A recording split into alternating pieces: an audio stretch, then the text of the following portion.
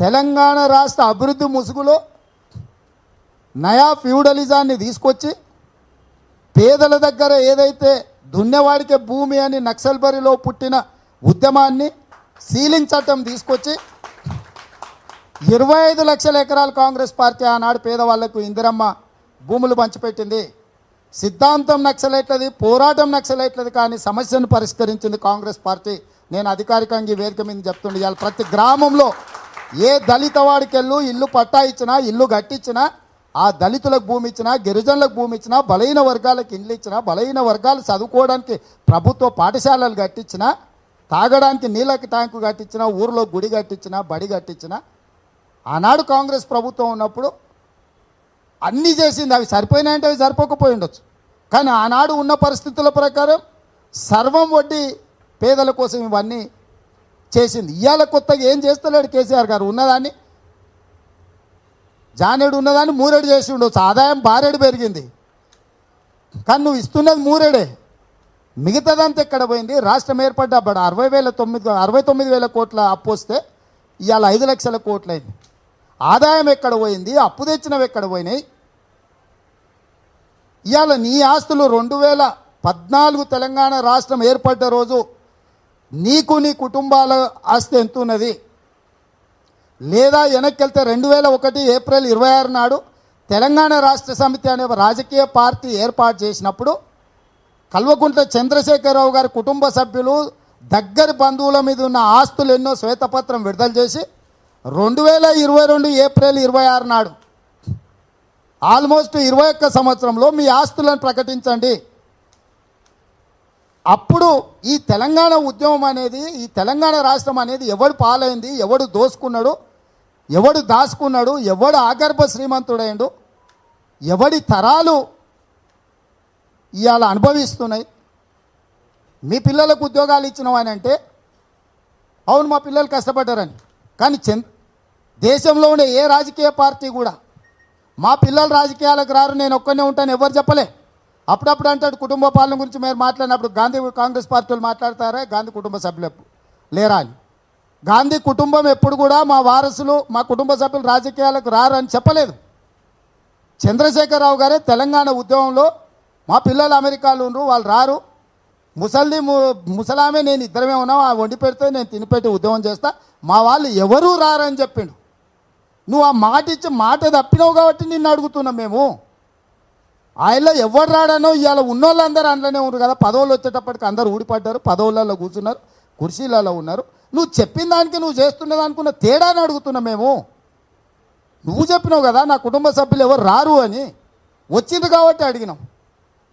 ఏ రాజకీయ పార్టీ తెలంగాణ ఇక్కడ పోటీ చేసినప్పుడు ఉమ్మడి రాష్ట్రంలో కానీ దీంట్లో కానీ బడుగు బలైన వర్గాలకు దళిత గిరిజనులకు సముచితమైన స్థానం ఇస్తామన్నారు, ముఖ్యమంత్రి పదవి ఇస్తామనిలే. కానీ కల్వకుంట్ల చంద్రశేఖరరావు గారే టీఆర్ఎస్ పార్టీ తెలంగాణ రాష్ట్రం వస్తే మొట్టమొదటి ముఖ్యమంత్రి దళితుడైతాడని నువ్వు చెప్పినావు కాబట్టి, దళితుడైతాడన్న నువ్వు ఈ తెలంగాణ రాష్ట్రానికి దరిద్రుడు ముఖ్యమంత్రి అయింది కాబట్టి తెలంగాణ సమాజం అంతా ప్రశ్నిస్తుంది నువ్వు చెప్పింది ఏంది, నువ్వు చేస్తున్నది ఏందని. నువ్వు తెలంగాణ రాష్ట్రంలో మేధావులతోని ఒక సలహా మండలి ఏర్పాటు చేస్తున్నాడు ఆయన. 2014 ఎన్నికల మేనిఫెస్టో చూడండి. తెలంగాణ రాష్ట్రంలో ఏ నిర్ణయం తీసుకున్నా తెలంగాణ మేధావులతో ఒక సలహా మండలిని ఏర్పాటు చేసి ఆ మండలి తెలంగాణకి ఏది మంచిదంటే గవ్వే పనులు ఏం చేస్తా నేను సొంతంగా ఏం చేసేది లేదని ఎలక్షన్ మేనిఫెస్టోలో పెట్టింది. ఇవాళ నేను అడుగుతున్నాం ఆ సలహా మండలి ఎక్కడికి పోయింది? మొత్తం అంతా నీ సామాజిక మండలిని చుట్టూతో కూర్చోబెట్టుకున్నావు కదా అని మేము అడుగుతున్నాం. 1% మీరు ఉంటే 1 డజన్ పదవులు మీరు తీసుకున్నారు క్యాబినెట్లో. 16% ఉన్న దళితులు, అందులో 12% ఉన్న మాదిగలకు 0 రిప్రజెంటేషన్ ఇచ్చినావు. సచిన పిల్లలు వాళ్ళు కాదా, ఉద్యమాలు చేసిన వాళ్ళు వాళ్ళు కాదా అని నేను అడుగుతున్నాను. అప్పుడప్పుడు ఆయన చెప్తాను నేను ఇన్నేళ్ళు ఉద్యమం అనే అయ్యా కృష్ణమాదిగా చేసే ఉద్యమం 26 ఏళ్ళు అయింది, నువ్వు 14 ఏళ్ళు వేసినావు బోడిగానివి.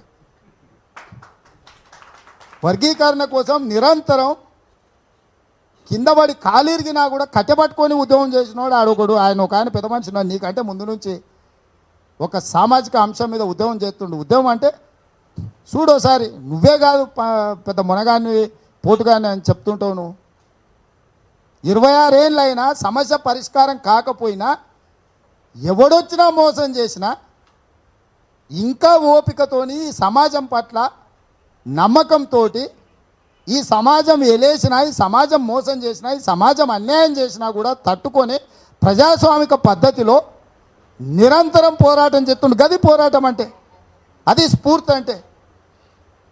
4 రోజులకోసారి సభ పెట్టి రాజకీయ వేడుక చేసుకొని రాజకీయ ఆర్థిక ప్రయోజనం పొందిన నువ్వు చేసింది ఏంది? నువ్వు చేసిన ప్రతి సభా సమావేశానికి నీకు రాజకీయ ప్రయోజనం చేకూరింది, ఆర్థిక ప్రయోజనం వనగూరింది. ఇవాళ రోడ్ల మీద వంట వార్పు చేసి బతుకమ్మలాడి బోనాలు ఎత్తితే నీ కుటుంబంలో అందరు మంత్రులైనరు, ఎంపీలు అయినరు, ఓడితే ఎమ్మెల్సీలు అయినరు, ఎంపీలు ఓడగొడితే రాష్ట్ర సలహా మండలిలో బోర్డు వైస్ చైర్మన్లు అయినరు.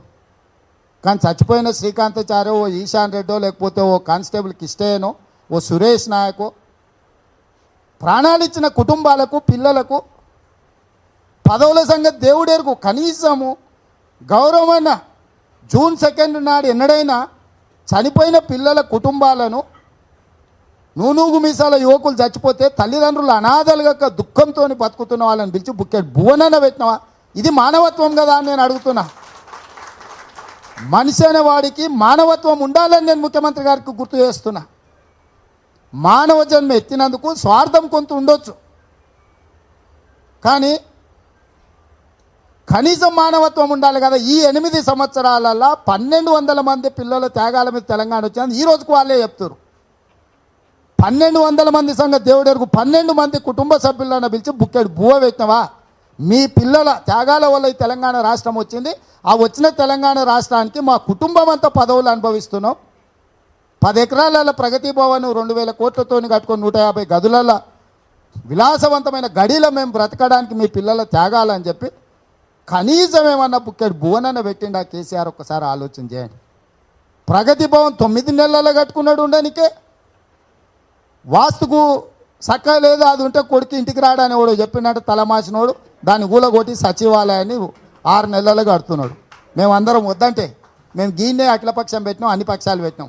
ఇప్పుడేం అవసరం ఉందా? 23 జిల్లాలు నేలిన 10 లక్షల స్క్వేర్ ఫీట్ ఉంది, అద్భుతంగా ఉంది, ఇంకా 70 ఏళ్ళు ఉంది దాని లైఫ్. ఇప్పుడు అవసరమా అంటే ఇది ఇట్లనే ఉంటే నా కొడుకు ఇంటికి రాడని చెప్పి నువ్వు అది కూలగొట్టి కూడా కడితివి. కానీ దాని ఎదురుగానే అమరవీరుల స్తూపం అని మొదలుపెట్టినావు కదా. 8 ఏళ్ళు అయింది, ఇంకా మొండిగోడలుగా నిలబడ్డాయి. ఇటుపక్కనే సచివాలయం మధ్యలో నిలబడి చూడుండ్రి నక్లెస్ రోడ్డు మీద. అటువైపు తిరిగితే సచివాలయం ఉంటుంది, ఇటువైపు తిరిగితే అమరవీరుల స్తూపం ఉంటుంది. 60 కోట్లతో మొదలుపెట్టి టెండర్లు పిలిచి కాంట్రాక్టర్కి ఇచ్చి, ఆ కాంట్రాక్టర్ కూడా ప్రొద్దుటూరి శెట్టి గారు, దాని దగ్గర పనిచేసేటోడు గుడివాడ గన్నయ్య, కాపలా కాసే వాచ్మెన్ కూడా గుడివాడోడు. నేను పోయి అడిగిన ఎవరు అన్నాయన అంటే నాది గుడివాడ సార్, నీ అభిమాని సార్ అంటుడు. నీ మన ఈ బతుకుని జడ అని. కట్టేటోడు అక్కడోడే, కాపలా ఉండేటోడు అక్కడోడే. 8 ఏళ్ళైనా మొండి గోడలు నిలబడ్డాయి. మా పిల్లల త్యాగాలు మొండి గోడల్లాగా అక్కడ నిలబడ్డాయి. 150 గదులలో అద్భుతమైన భవనాన్ని నిర్మించుకొని నువ్వు అక్కడ ఉన్నావు కదా, నువ్వు ఎందుకు కట్టుకున్నావు అని మేము అడుగుతలేం.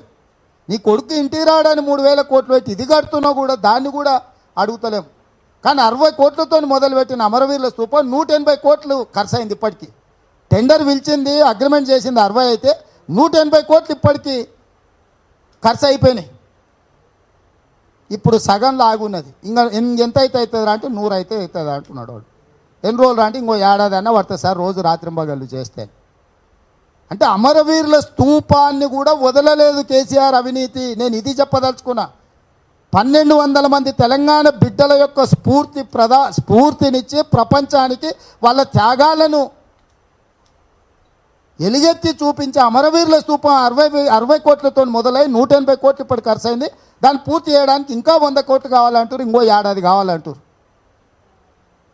ఇదా నీ నీతి, నీ జాతి? నిన్ను చూసి మేము గొప్పోడని మేము అనాలనా?